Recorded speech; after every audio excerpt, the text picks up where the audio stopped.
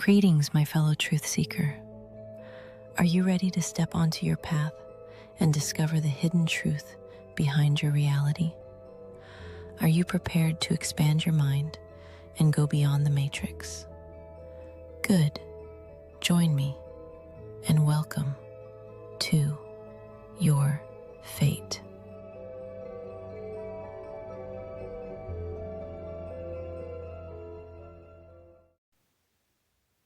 Welcome, everyone, to the next episode of Fate. How's everybody doing today?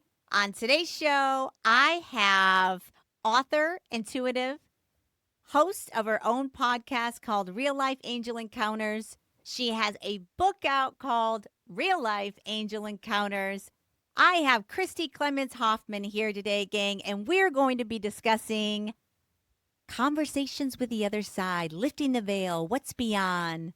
Christi, welcome to your fate, my friend. How you doing today? Thank you so much for having me, Christi. I'm doing great. How are you doing today? I'm doing good. Thank you for coming on and being a part of the show. I really appreciate it. I read your book and I found it to be very intriguing and I want to get into it. But first, I always like to start with everybody's personal journey.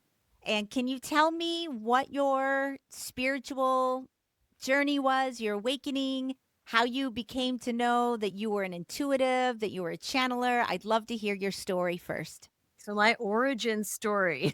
Yes. So like many kids anymore, I grew up being intuitive and not really understanding it, just always labeled as too sensitive.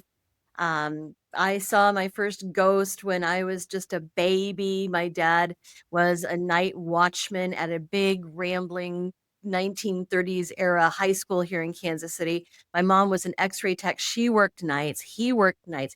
He would take me in my playpen to go do this night watchman job and just kind of do his rounds. And then he was a college student at the time, so he'd study. And then I just sleep or play or whatever in my playpen. And one night I stood up in my playpen and I was waving at somebody in the corner and I said, "Hi, Mr. Man." And my dad said he quit the next day because it was weird for him. But I had seen ghosts after that and I knew things before they happened and I knew who you could trust and who you couldn't, just kind of intuitively. And was always fascinated in this other side, but I had no idea that that was something special or desirable. I grew up in the suburbs of Kansas City, and it was a truly suburban experience. And I learned very quickly that that is not something that you talk about with these people at school because they think you're weird. And I was the weird kid. And fast forward to here I am an adult, and I still didn't know that you could do anything with this. I still didn't know really how to use it or channel it or welcome it or that it was anything unique or special. But then I went through what I call a crucible moment. My husband decided he wanted to leave the family, and I started, yeah, it was pretty devastating. And I was looking for meaning. I started googling things like soulmates and karma and soul path, and turns out there's a lot of information out there about this. And I wound up with a woman named Dolores Cannon. Her picture is over my head here. Dolores Cannon, the very famous metaphysician. She was in Arkansas, which from Kansas City is about a 5-hour drive. And I thought, well, you know what I need to do is have a session with Dolores Cannon. She had this healing technique, this hypnosis technique called quantum healing hypnosis technique that I now do, as a matter of fact. But I thought, well, this is what I need to do. I need to go down and have a session with her. So I call the office and they tell me, oh, yeah, she's booked up for 4 years. I didn't know she was that big of a deal. I mean, I live for Dolores Cannon. I actually have had a quantum healing session by a QHHT professional, and I've read almost all of her books now. And she's one of the inspirations that allowed me to open up to my own spiritual awakening and to start understanding more about who I was and how crazy magical and layered and complex our reality is, and just all of the information that when you first start listening to it, you're like, this cannot be what we are. This can't be. But the longer I'm in this and I'm swimming in this, like I look to her for guidance on all things. So you and I are in alignment on that. So go Oh, ahead. Sorry. absolutely. Mm-hmm. So, well, say, so I called the office. They said she was booked up for 4 years. I said, well, I was kind of hoping to get in before that. And they said, well, she's just started teaching people to use her method. So maybe you've got somebody in town where you live that can do this session for you. And sure enough, he was a psychologist. I'm pretty sure that he's deceased now because he was very, very old, 18 years ago. And he was actually the head of the Psychic Studies Institute here in Kansas City. So I thought, well, this is going to be great. This is going to be great. Well, my husband went as well, and neither one of us got very far with QHHT the way that he was doing it. Found out later he was not doing it as it was written. And so he said, well, it doesn't happen very often, but if it ever does, then I have someone I can refer you to. He referred me to a lovely woman named Gail, who's in the Kansas City region, and she does readings. She did a wonderful reading for me, told me all about my karma with, my husband and soul path and soul family and our Akashic records. And it was just a great experience. I sent my friends to her. They had wonderful experiences, and then she started to teach classes. So I took all of the classes that she was taking, and then I started working with clients like she did. And I found a way to harness everything that I was perceiving, how to work with it, how to work with spirit, how to channel spirit. And I started doing that professionally around 2010 outside of my full-time job. I And mean, you must be like extra level quantum 3 yeah, quantum healer because of your intuitive and your channeling skills must come in really handy when you're like doing past life regressions or channeling with the subconscious mind or all those things that she does. So that's pretty cool. yeah, it can come in handy. We never, as a practitioner, we don't want to interfere in the session at all. We don't want to pull in our own stuff. Even if I'm picking something up, I don't want to lead a client in that direction, but it can be super helpful because there's so many times that I am seeing and experience what the client is seeing and experiencing. So I can say, well, what's behind you? Ooh, how do you feel about that? Who's around you? Because I can sense and know that maybe they're in a situation that they might have to be extra cautious, or maybe something's going on. And so I can just ask better, non leading questions because of that. No, you're absolutely right. Yeah. And I'm a level 3 practitioner. There are 3 levels of QHHT. I've been a level 3 practitioner since 26, no, since 2020, and I've done hundreds and hundreds of sessions. It's fascinating work. In fact, I'm in a documentary series. I don't know if you've heard of it. It's called Journeys into the Soul. And this is by David Marsh. He's a filmmaker, he makes documentaries. And this is a series that focuses on consciousness and altered states of being, and following different people, clients, through hypnosis sessions around the world with different hypnosis practitioners, level 3 QHHT, Wow. life between lives, facilitators, other types of hypnosis and ways to work with the consciousness. And so he's traveled literally the world. Every episode focuses on a different practitioner and the methods they use and the client and what the client is hoping to get out of the session. And then he does a follow up with both the client and the practitioner after the session, about 2 weeks, to say, okay, so how have things changed for you? What have you learned? How are you implementing that? So it's fascinating, and traveling all Where over the where world. can one where can I watch that? Okay, so season 1 is on Gaia already, Oh and yeah, I have Gaia. Yep. okay, fantastic. And it's Journeys into the Soul.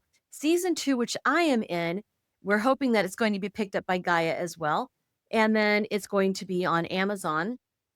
Okay. And then journeysintothesoul.com. You can buy the entire season. You can buy the first season as well. There's 20 episodes per season, so there's a Oh, lot wow. to I watch. love that. I love Isn't that. that fun? Yeah. You're also you're a Reiki master as Mhm. well. Like you do a lot, girl. So Do that's some amazing. things. I have to say that when I first opened your book, one of the things that you said that I was like, "Oh my god, I'm the exact same," was you said um you felt compelled to let every person know that we're not alone and that we're much more than we think we are. I can't tell you how many times I say those very words on this show. I say it's much more metaphysical and magical. We're more than our physical bodies.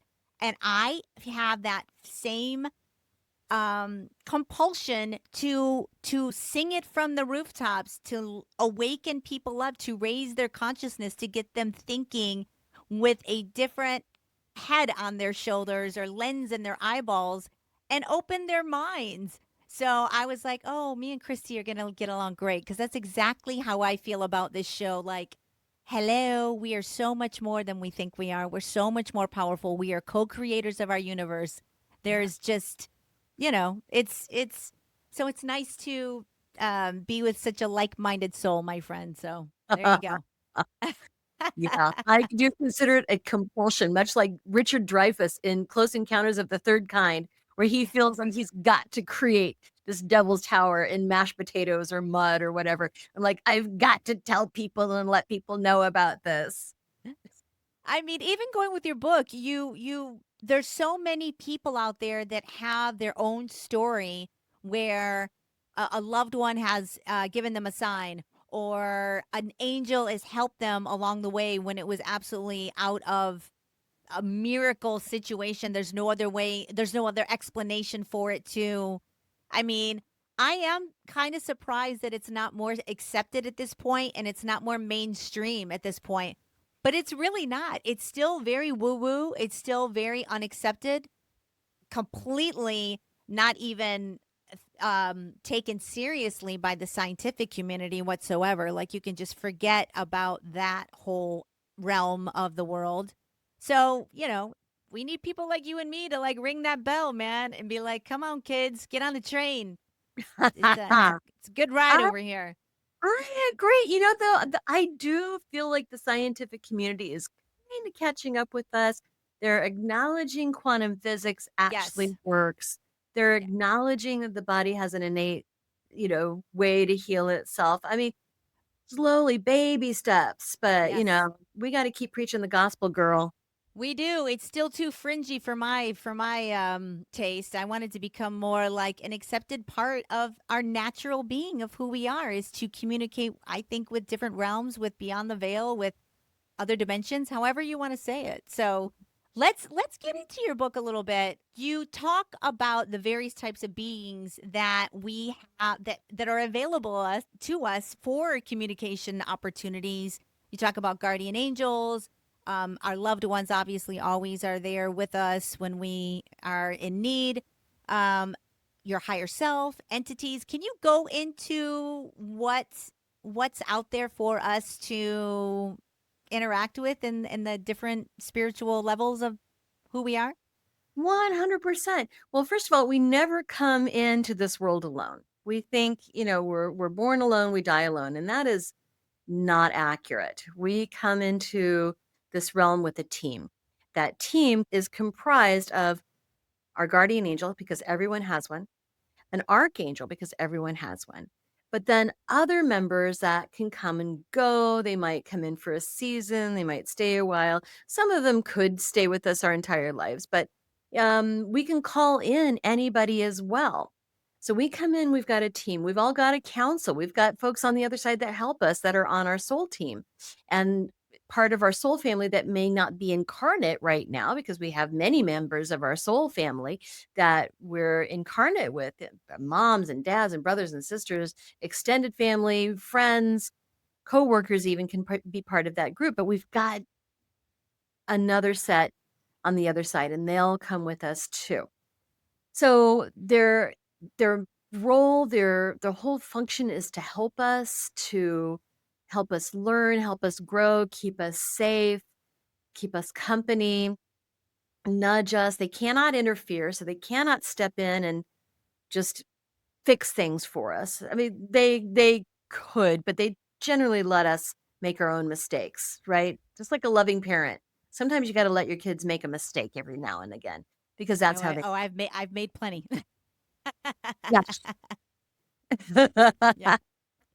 Absolutely. So that's our team, and we can call in others as we need them. There's ascended masters that are around that we can call on. Our loved ones, as you mentioned, our loved ones are with us. Then we'll have other angels and guides that we need extra help sometimes, and so we might be wondering, well, what'll I make for dinner tonight? Well, can I get a guide to help me with that? What should I look for in terms of what we should have for dinner? Or where would be a good place for us to go for a vacation? We can call in guides for anything. It doesn't have to be the big stuff.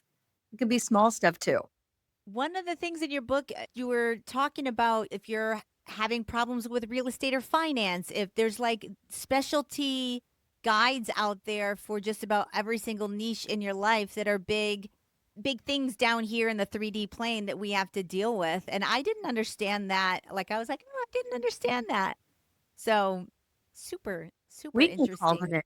I don't know if you remember that old commercial for Apple Macs or for for the iPhone, I think. And they said, we've got an app for that, or there's an Yeah. app for that. It's like, there's a guide for that. Literally anything. There's a guide for that.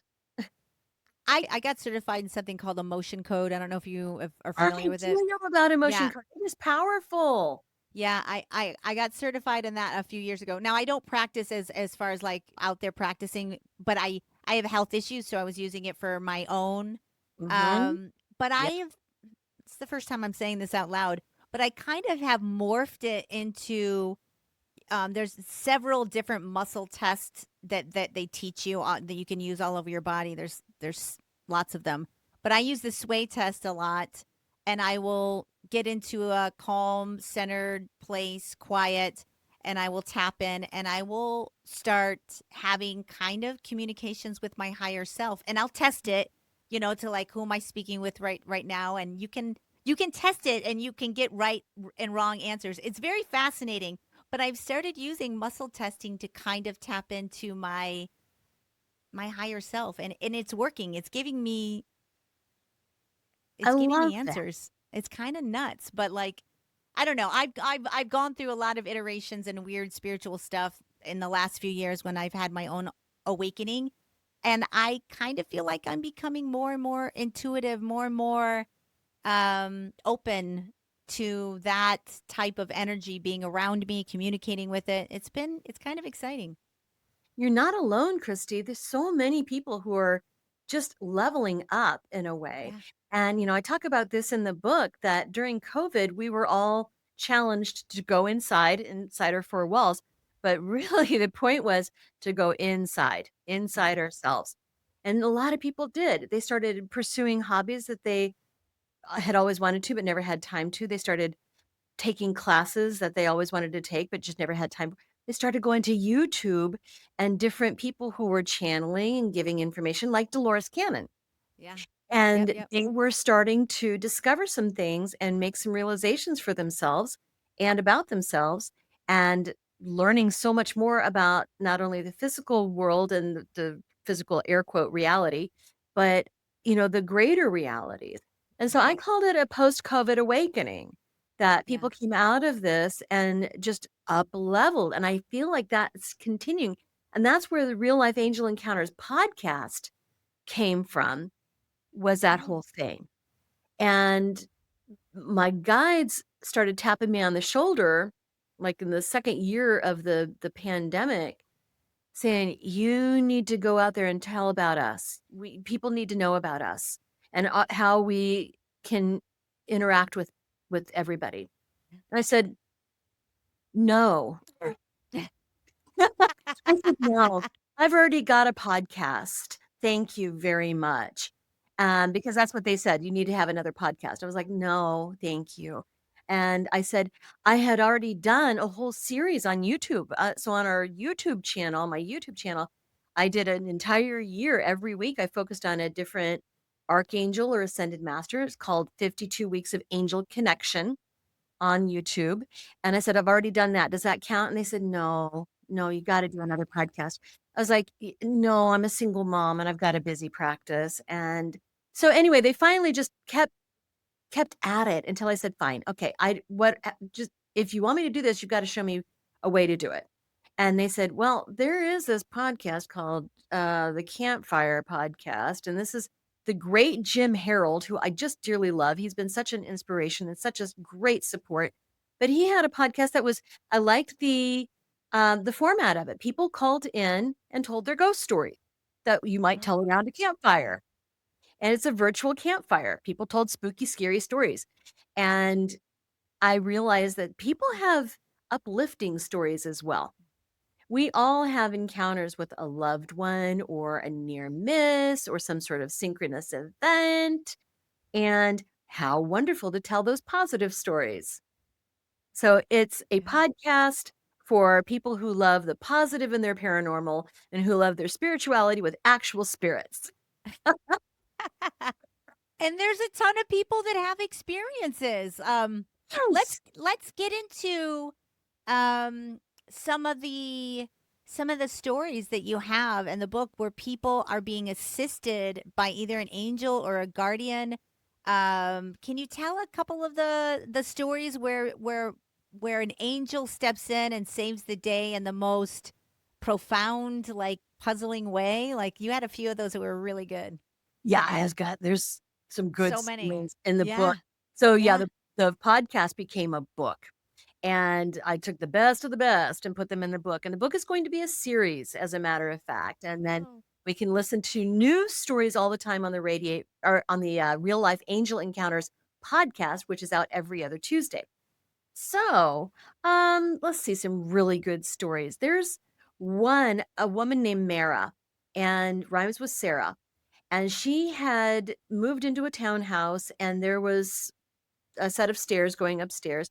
And when the movers came, they just kind of put things wherever they could. And there was this big, heavy antique door, and it has a mirror on it. So she wanted to bring it to her new home and use that door as kind of a funky mirror piece. Well, the movers just kind of leaned it up on the wall on the landing of the stairs. And it was too heavy for her to move it to where she thought it should go. So she kind of left it there for a while. And one night she fell asleep on the couch. She didn't usually do that, but she fell asleep on the couch. And then halfway through the night, she was like, oh boy, I better go to bed. And she starts going up the bed and she bumps this door and it starts falling over. And she's like, no, no, no, no, no, no, no, no, no, no, no, do not fall. And it started to fall over on her. And she knew that she could not lift it because it took two grown men moving her in to lift this door. She knew there's no way, but it started falling over and she knew that she was going to be crushed.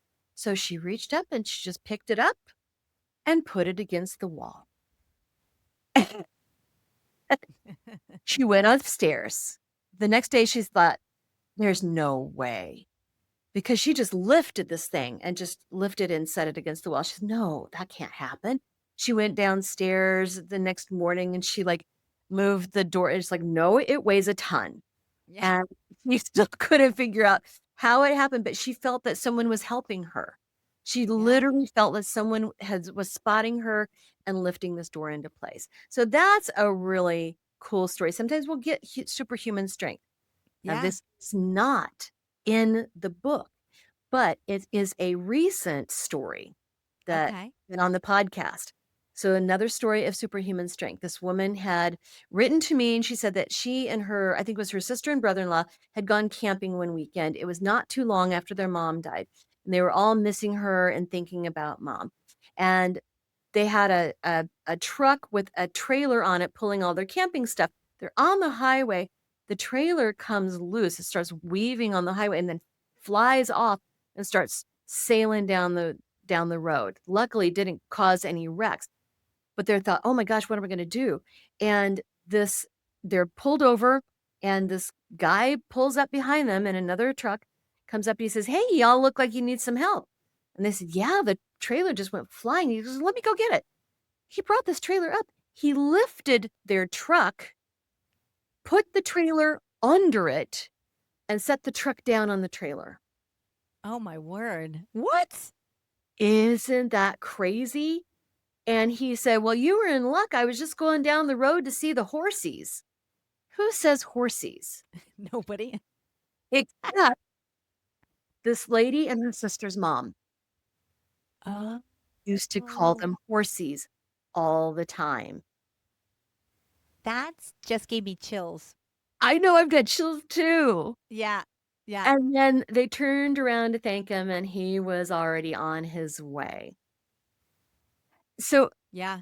You have the guy with that was driving for an extended period of time with his brother, and they should have died miles ago, and somehow oh, the car hung on like that. That yeah. one. So What? that was a wild story. So, Yeah. yeah, this guy, Stephen in Manchester, UK, had a job with his brother. They would deliver appliances and they had this truck, they would deliver things. So they were going to hit the road one day to go deliver these appliances.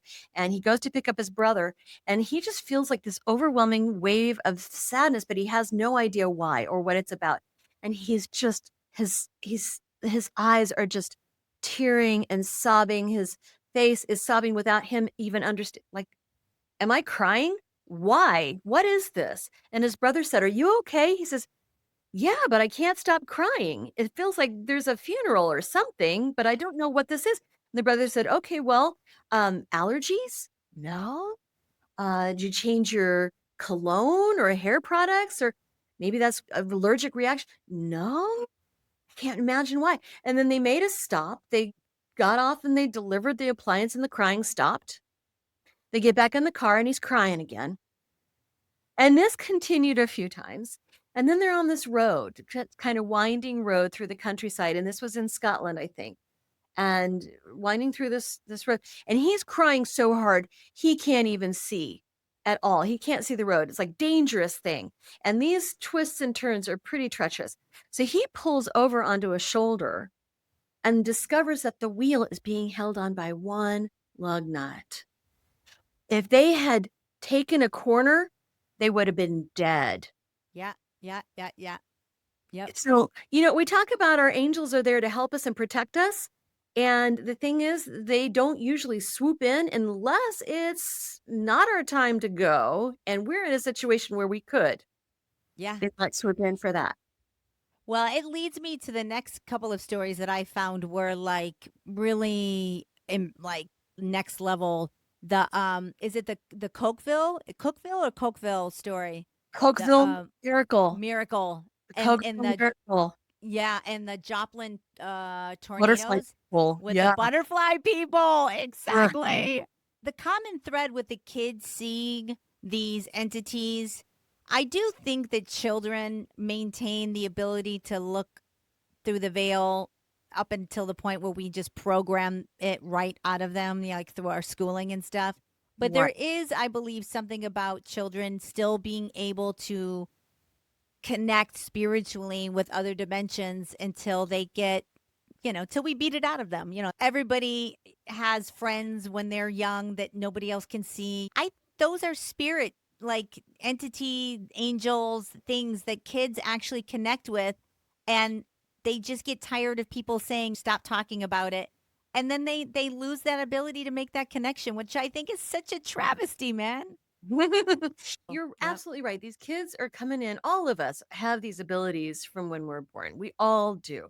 Now, just like we could all sing, everybody could, right? Some people are going to be more gifted at it and talented at it right from the start. Some people can work at it and get better. And some are like, it's like, please don't sing. The same thing with our intuitive gifts. Some of us are born like very well developed right off the bat. Others can learn how to harness it, learn how to channel it, learn how to use it. And then there are still others that might have it, but they just, maybe as intuitive as a stone, but they still have some kind of abilities, right? So we're all born with this and we can have it taught out of us. We could have it encouraged out of us. We can be made to feel that Yeah. it's very strange or weird or it's sinful. I never Yeah. recommend it All though, of because that. that energy has to go somewhere. And that energy can go toward depression, anxiety, all kinds of things that we might not want. Yep. So let's tell the story of the butterfly people with the Joplin tornado. Like that was pretty intense, and that was just. It seemed in the book that it was mainly kids reporting um the incidences Yeah. occurring. So So do tell. this happened in Joplin, Missouri, which is my home state. I am in Kansas City, Missouri. And the Joplin's maybe 3 hours away or so. And in 2011, May 2011, there was this Category 5 tornado, which is devastating. And it did destroy much of the town. Whole neighborhoods were gone. It was the most deadly tornado on record, the most expensive as well in terms of the damage that it created. So, bad tornadoes. And afterward, people were starting to come out of the wreckage. They were starting to gather at places where they could get food and shelter, and people started talking. And many children and some teens too, which I would still consider children, were talking about these winged beings being with them and helping them. One such story from that whole episode was there was a dad and a little girl. She was maybe 2, and they were in a car, and they had gotten, flipped around by this tornado. And anybody who's not in the Midwest, if we think we know what a tornado is from the Wizard of Oz, but right? But here in the Midwest, we know that tornadoes are not something to be messed with. That they can put a cow in a tree. After a tornado, there might be a Yeah. blade of grass or straw that is driven through a telephone pole. There can be the whole house is destroyed and one bookcase is still standing and all the books are in. So crazy type of destruction. So this car had been flipped around by the tornado, and afterward, the dad and the little girl were safe. They were fine, maybe banged up a little bit, but the dad was giving a report to the police, and the policeman said, "Well, it was just you and your daughter in the car. Is that right? Was anybody else in the car?" He says, "No, it was just us." And the little girl says, "No, Daddy, don't you remember the butterfly person with the big wings? They were there too." And so these children started telling stories. I mean, crazy stuff. There's another story in the book about how these people were in a church service at the time when the tornado hit. And here's my thing though, Christy. It's like I've grown up in the Midwest. You know what we know what to do in a tornado watch or tornado warning. If there's going to be tornado, we just don't go out, right? So I don't know what all these people were doing at church, Yeah. but that's okay. I grew up in Michigan, so I'm right there with you. Like I understand. I've been many a bathtub, basement, and closet. Exactly. And so these people were in church service. That's cool, whatever. And so we went down to the basement to get shelter, and then the church had collapsed, and there was all this debris, and this crew of men, big, strong men, but nothing extraordinary, showed up, and they started moving all of these things, getting people out of there. And they said, "Okay, well, we got to go. We're going to go help somebody else." And then another crew came by, had no idea who the first crew was. They didn't, and the people in the church didn't know because they didn't identify themselves. They're just here to help. And then the people who came up afterwards said, "How did those guys lift these beams? That is some superhuman strength." You know, And nobody else could figure out where they went to. Nobody else had any, like it was like a one-time crew that come in that nobody knew anything about these people that like I mean it's just, you know, crazy. Tell us about the Cokeville miracle. I want my audience to hear that one. That one was there pretty is a movie now intense. about the Cokeville miracle. And it's made like in the 80s, maybe Oh, early 90s. And it's nothing flashy, nothing too extravagant. It's not like high cinema, but it's a good story and it tells the story well.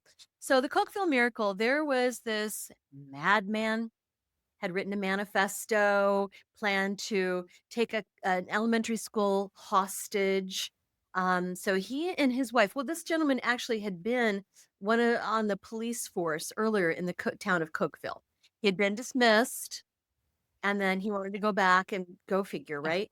He wanted to go back and hold these kids this whole school hostage for, X number of $1 million because he had this manifesto. He's going to take everybody to this new realm, this new world. And so his wife and he walked into the Cokeville Elementary School. There's more to the story, but I want people to get the book and read it for themselves. So he and his wife walked into the school and they convinced everybody to gather in one class. So fast forward in this story, and he had a bomb, a homemade bomb, and it was fueled with gasoline. And the fumes from this bomb were starting to make the children ill. And the teachers asked if they could open windows, which they did, and they were granted that permission to open windows. So then fast forward even more, and the bomb goes off. And luckily, the windows were already open, so the kids got out safely. Everybody got out safely. The only injury was the music teacher who was helping everybody get out, and he made a full recovery. It was just not even a big deal of an injury. But the only two fatalities were this madman and his wife.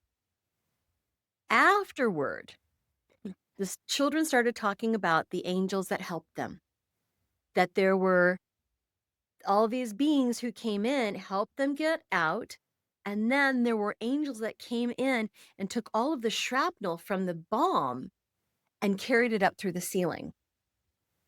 And the forensic experts afterward came through and they looked at the remains of this bomb and they said that should have blown the entire school to kingdom come. There is no way that this bomb, it malfunctioned, it malfired, Yeah. misfired, or something, because it should have leveled the entire Yep. block. There was no rational explanation for how the bomb did not kill anyone except the perpetrators of the incident. Like, that was pretty. And just the kids, everybody talking about these beings that are helping them and what they look like and all of that jazz was really like gives you gives you chills. Like, it really is like you just never know. Like, we are just living in a world that there's so much more going on. There's so much more happening around us that we can't see. And Yeah. it's magical. Another thing in your book that I love to talk about are near death experiences. I talk a lot about near death experiences, and I have a completely different feeling, opinion, perception of death in general now, just from my own spiritual awakening, understanding what we are, what our nature is, what happens when you die. I don't fear death anymore. I really don't. I'm not like cheering for it to come tomorrow. But number one, I truly believe no one dies before Right. they're supposed to. I Nobody. Nobody dies before they're supposed to. So I know that when I do die, it's because that's my soul contract. My time is up. I've learned whatever I'm supposed to learn. And now I'm going to go on back to my home, which is where we're really from. And, heal and grow and probably come back down here and learn and grow and expand my consciousness. And that's kind of what Mhm. we're doing, it seems. But, you talk about near-death experiences in your book. Can you go over a couple of people's, magical, post-NDE experiences after they come back and with the revelations and their creative Yes, abilities first of all, I'd like to mention that Dr. Raymond Moody, who actually coined the phrase near death experience, and he was the one who first researched the phenomenon, endorsed my book. And yeah, I got to Oh, interview him for wow. my other podcast, and he's a lovely man, and we've kind of struck up a friendship. And yeah, he endorsed this book. So yeah, the near death experience is amazing because, we're all going to die. And people who've had near death experiences, they might know more about what that process is like than any of us. None of us really know what the entire process is like. Even near death experience, I feel there are some similarities between these different experiencers, but who knows what happens when they don't come back, right? And the times when they don't come back. So there's more to be discovered. But what we know from near death experience is that there are beings all around us that will greet us there and meet us there. There's often music on the other side that becomes part of us that colors are enhanced on the other side. There's some certain things that we know, and that there's always a feeling of love, and that we've got people saying, I'm sorry, honey, I know you really love it here, but you got to go back, right? They're helping us. So in the book, there are two very well developed stories. And so I think the most known story is David Ditchfield, who's in the UK. His near death experience happened when he was seeing a friend off on a train, and he had one of these long kind of duster Australian coats on, and it got stuck in the door as the train was pulling out, and he got drug under the train. Now, England has since gone back and revised all of their safety regulations and retooled the trains and everything, so that can't happen again, which is something that's good that came out of it. But he got drug under the train. The entire train stopped. They began praying, everybody who was in the train. And then, the EMTs came, took him to the hospital. He had surgery. His left arm was nearly severed, and they were able to reattach that. And during his experience, he met three of his guides.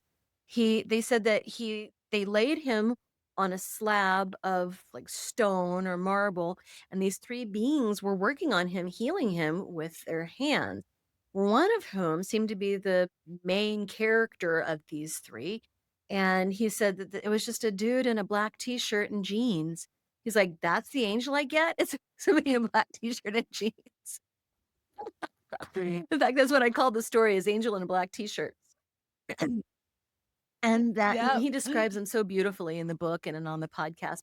And when he came out of this near-death experience, he felt, we talked about this compulsion to tell people that there's so much more to them. Yeah. And we talked about this compulsion that we might feel to do certain things. Well, he felt compelled to paint.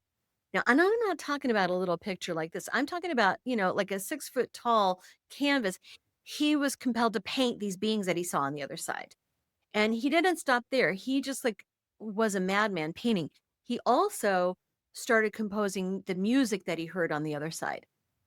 Now, Eben Alexander, you may have heard of him. He wrote Proof of Heaven. He had a very well documented near death experience. He was a neurosurgeon before his experience. He was in and out of a coma for a week.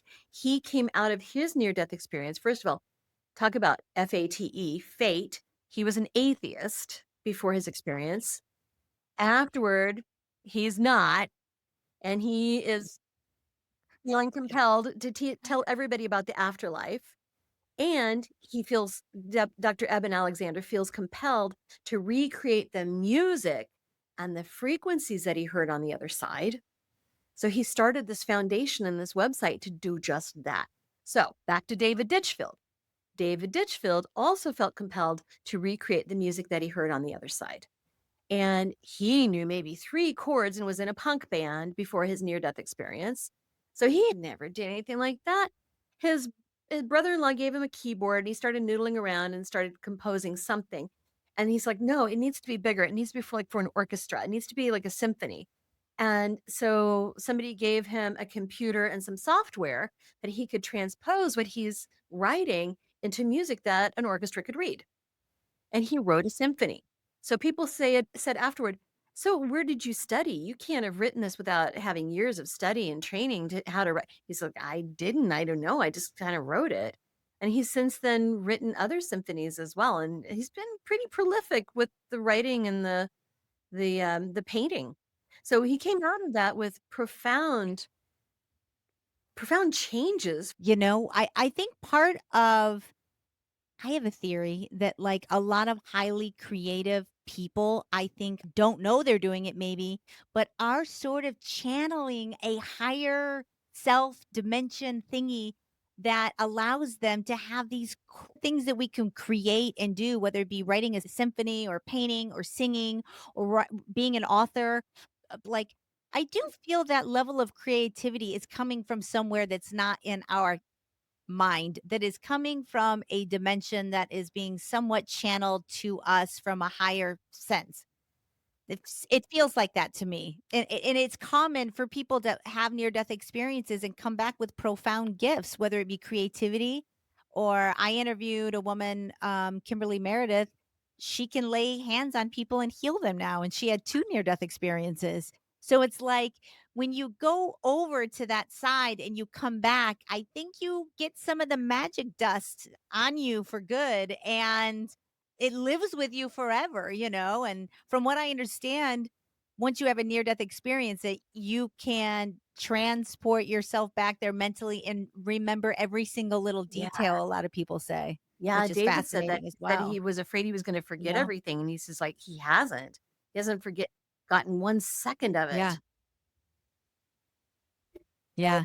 I've done quite a few shows on near-death experiences because they do fascinate me so much, and they really illuminate you to what we are, and everybody says that when they come back, they felt more real on the other side, that this wasn't real to them, that side is really the real side, and that this is just a nothing burger, I illusion, love nothingness. And that.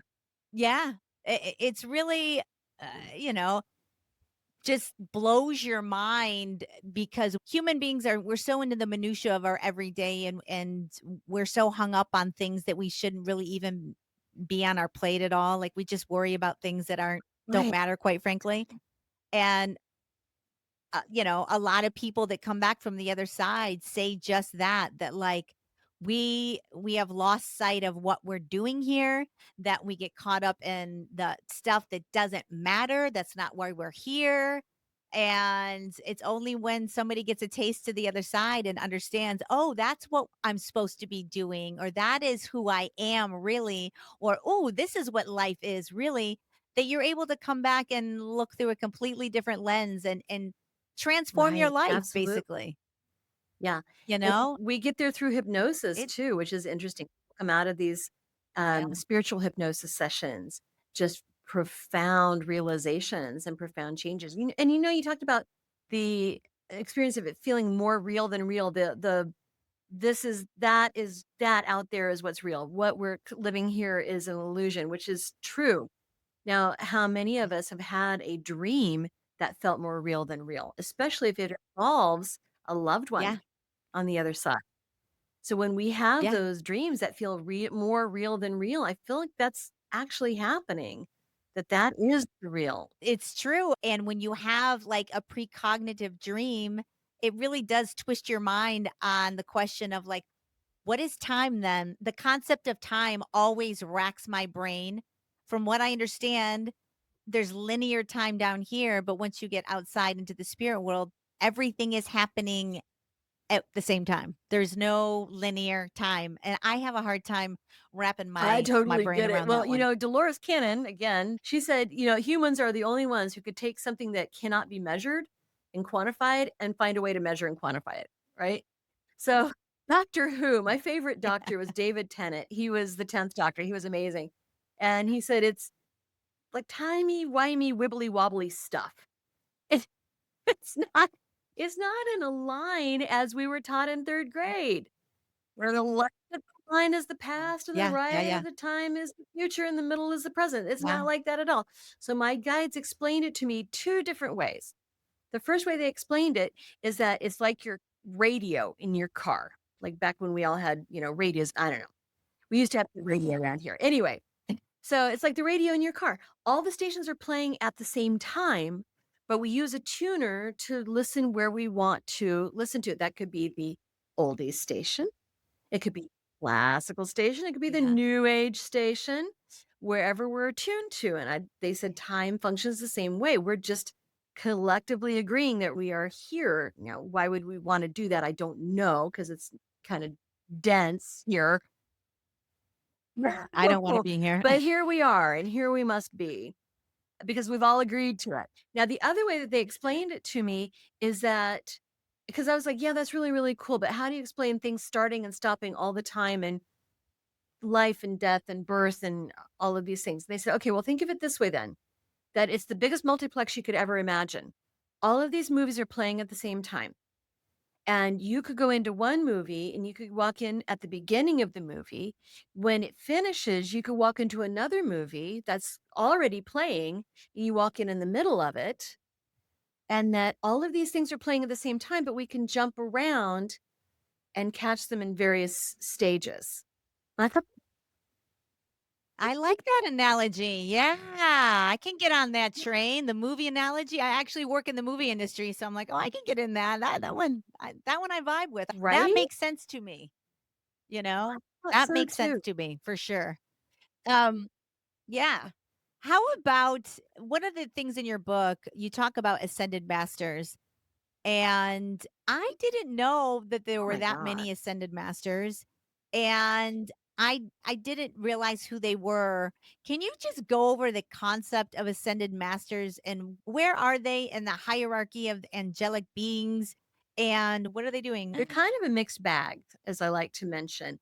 So some of them have been living before, such as Yogananda, Padre Pio, Jesus had been alive before, Siddhartha Gautama, the first Buddha. And then some of them are deities. I used to call them minor deities, but they were very quick to correct me. No, thank you very much. We're deities. Like, okay, good. So deities such as Apollo and Oshun or Pele or Brigid. So many of them we've heard before, but there's just as many that might be new to all of us if we're not raised in a different, culture or our religious traditions. Um, so many of them we do know already, but that doesn't really matter. They all have their own jobs that they do. For example, Ganesh, the Hindu god with the elephant head, he removes objects for us. He's the remover of obstacles. So if we've got an obstacle in our path, we call in Ganesh. He can help us just make it not be an obstacle. Then there's Babaji, who I believe comes from the Hindu religion pantheon as well. Some people said that he was actually living and he helps us with yoga, but he also helps us like kind of think outside the box and stretch ourselves a little bit. He can also be a taskmaster in terms of alcohol and sugar and things like that. So these ascended masters all have different jobs that they help us with, but they're all in service to humanity. So they are not as high on the hierarchy as archangels. There's a complete hierarchy from humans all the way up to source. And ascended masters are just below the archangels. Archangels are actually mid-level management. They're not the highest forms. Mm, So there's other levels that are higher than archangels, like the powers and the thrones and the principalities. And some of them are higher vibration and lower vibration. But yeah, the archangels, they are mid-level because they are closer to humans and they help us. And so there's things like the principalities that work with entire governments, land areas, groups of people, like a country or a city or a municipality. And then there's, like the powers that oversee planetary type of stuff. But archangels and ascended masters, they're for humans. how do you ask for help from an Well, ascended just like you master? would ask anybody for help. You know, they Yeah. cannot none of our beings that are with us and assisting us, none of them can infringe on our free will. I mean, the important exception is if we're about to absentmindedly step off a cliff and it's not our time to die. They can swoop in and help us. But that's pretty rare. They wait for us to ask, and we do have to ask. And so I kind of visualize them all sitting around on a cloud watching Oprah and eating bonbons, going, "Hey, did your person call you today? No. Did your person call? No, they never called. They never write. We're just waiting." And so we can ask for help, but we can ask for anything that we might need help with, a real estate deal, a lawsuit, relationships. We can ask for this help, but then we need to realize that it might not come, that answer might not come in the form that we're expecting or in a form that we think that we want. Help can come in Yeah. different ways, and we Yep. need to be open to it. So, in a way, it's set it and forget it. Ask for the assistance, walk away, and see what happens. Yep. Also, I think your level of belief might have a little bit to do with it. And your intentions and your beliefs, I think, also have power in itself when you're asking for help in this way. And I think it's really important to have that belief system when you set that intention that you believe that when you ask for it, it is done. Oh, Christi, you are delightful. I absolutely enjoyed our conversation. We align a lot. We're both out there trying to raise the vibration of this planet. So I have got your back 100%. Um, your book, what is the easiest, fastest, best way to for people to So, I mean, get your it's book? all the places that you would find your books online. Plus, it should be in your local bookshop too. If it's not, please ask them. But you can find it Okay, on great. Amazon, or one of my favorite sites is bookshop.org is I think is it. And you can actually specify a local independent bookstore to get the profits. So I love that. In fact, Afterward Tavern here in Kansas City, Missouri is my favorite bar because it's a bookstore as well. A bookstore bar? I Books and love that booze idea. is so Yes. Yes, books and booze. I'm having the Yes. launch party for the book at Afterward Tavern here in KC. But you can put in whatever bookstore you absolutely love, you know, and then that store gets the profits. I love that. And your podcast, you have the Real Life Angel Encounter podcast. And I should say that Real Life Angel Encounters is a recipient of an award from Women in Podcasting for the best storytelling podcast. Real Life Angel Encounters. Because without people to tell their stories, the podcast would not be a reality. I hear that. I hear that. Well, I'm very happy for you. That is amazing. What if people wanted to get quantum healing? Where would they be able to reach out for help in that arena? radiatewellnesscommunity.com. Radiate Wellness Community. So Okay. it's a group practice. So there's myself and 3 other practitioners, and you can find out what we do, who we are. You can schedule an appointment. You can listen to back episodes of both of the podcasts. And then there's also a shop tab where there's another place where you can download or order the book, actually. I might also like to plug, if I may, real quick shout out. I'm in Yeah. season 2 of Journeys into the Soul. This is a docu-series by filmmaker David Marsh. And it talks about all of the answers that we have within us. And it follows different hypnotherapists around the world using a variety of methods, QHHT, Life Between Lives, um, Brian Weiss's stuff. And every episode features one practitioner and their client. And I am in season 2, and that's the whole entire series.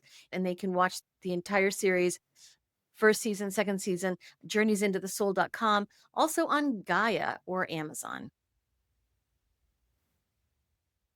I love it. Check it out, guys. I will put the books in the book in the show notes, your podcast link, and people check it out on Gaia or Amazon if you have that up and running. That would be amazing. Christi, thank you for being a part of the Fate podcast. I really enjoy it. Anytime you want to come back and chat, please do. We align on so many things. So it was a real pleasure to meet you. And I hope that I'll see you again out there, my friend. Keep doing what you're doing. You Oh, are a you light. too, dear. This has been a joy. Thank you so much. All righty, gang. Well, that is a wrap on this episode of Fate. We will see you next week. Journey well, everyone. Bye bye. And that is a wrap on this episode of Fate, from Atheism to Enlightenment. I want to thank Christi Clements Hoffman for coming on the show. We actually were offline chatting for quite a few minutes after we recorded, and we really are aligned on so many things. When I read her book, and one of the first things that she said was, I feel compelled to tell everybody that there's more going on than we think, and that we're more capable than what we think we are. Like, I feel exactly the same way. It's one of the reasons why I do this show, is because I feel so pulled to have these conversations, to dive into what and who we are. And the more and more I do this show, guys, the more and more I am full on transforming my entire belief system from what it used to be. And It's exciting. I mean, I don't think I've changed like as a person, although I kind of have in some ways. Um, but I've really been enjoying this journey, opening my mind, embracing new concepts. I find that I am more of who I want to be and less of who I don't. I used to be pretty harsh. I used to be pretty loud, and I'm a much kinder, gentler, more evolved, more conscious, more inquisitive, less fearful person. I understand we're all connected. I understand we're all here to have a journey. And I love having conversations with people like Christi who are intuitives, who are empaths, who have the ability to kind of tap into the other side and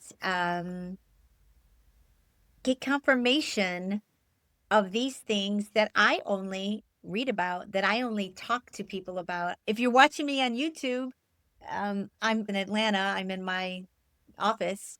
So I'm here for the summer. I don't know how long I'm going to be able to put out new shows, to be honest with you. I start my gig on the 16th, and it's kind of an all hands on deck situation. I'm going to need to be working 14 hours a day. It's going to be a kind of a ball buster of a shoot. So I don't have time to record, promote, edit, all of it. You know, there's just not enough time in the day, not unless I was going to like just run myself ragged, which I'm not interested in running myself ragged for anything or anyone these days. I have to take care of myself. So I am either going to rerun some shows, and I'm really hoping you guys stick with me and don't lose track of this little podcast that I'm trying to um, continue to do, and that you ride out the inconsistency and the waves with me so I can afford to do this show and I can continue to bring you amazing guests with fascinating stories, concepts, enlightening tales. So many people have these stories, hear these stories, know people that have experienced it. Um, I truly believe our loved ones, angels, ascended masters are among us. They are watching over us. And I think if you start paying attention to them, they will start paying attention to you. That is what I find when Christy said you have to ask. I believe you have to actually intentionally put it in your mind that you want communication, that you want assistance, that you want guidance. And I think that's when they step in and start providing that for you in various ways. Sometimes I feel like I get insight through what I'm watching on my phone or little songs on the radio or oh a cardinal. I always think of my father. He's coming in to say hi. I do think we have the capacity to tap into that source more, allow it to guide us. That's what I'm doing, and I find comfort in it. I'm unafraid. I think it's a natural part of who we are. And I think that if you allow that to become the norm for you, it can be a great way to keep you on your soul path, to keep you making the best decisions that are of your highest and greatest good. So, there's a lot going on in the world right now. There's a lot of reasons to be fearful. There's a lot of reasons to be watching the news. There's just so much. I don't really want to get into all of that on this show, but at the same time, I am completely and totally aware that we're going to see a lot of very hard things in the next few years. Things are going to get much worse before they get better. And although I don't want to talk about politics, I do want to talk about fear. I do want to talk about how you should be looking at this situation. I don't look at it through a political lens personally. I look at it through in a spiritual, um, evolving way.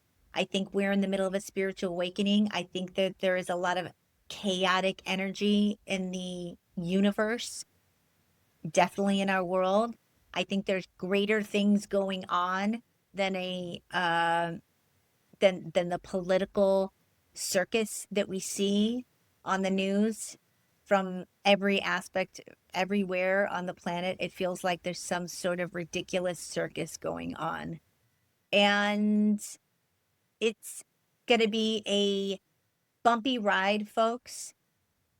But I would just remind you of this. If you live in fear, if you live in hate, if you live in a place where you feel helpless, you are going to create that. We are all connected. We are.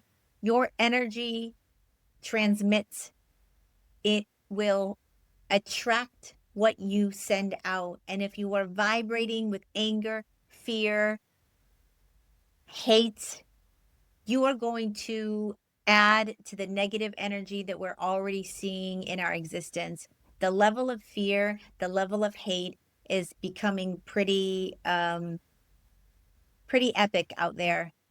I am trying my best to stay centered, to keep myself grounded, to don't focus on things that I don't want to appear in my reality. And I know that is very easy to say, difficult to put it into practice, but you create your own reality. And if you want things to change in your exterior world, they need to change in your interior world first. That's the thing that I think everyone's missing. It starts inside. It starts within. You want to see more love in the world, you got to love people you hate. You want to see more calm in the world, you got to be the calm in the storm. You want to see less fear in the world and fear mongering, you got to be brave, strong, and courageous. That's the trick. That's it. And then you have to manifest your deepest and highest good for all. So hang in there, gang. I will keep you posted on all things. Pick up her book. It's going to be in the show notes. And check out her podcast, Real Life Angel Encounters. I'm going to check it out. It sounds amazing. She's got the Radiate Wellness podcast. I'll put her website in the show notes if you're looking for a quantum healing session or a Reiki session. And thank you, Christi Clements Hoffman, for being a part of the F.A.T.E podcast. If you want to follow the show, I'm on Instagram at F.A.T.E. podcast. Follow the show. You know the drill. We'll leave it there. Welcome to your fate, everyone. I'll see you next week. Journey well. Bye.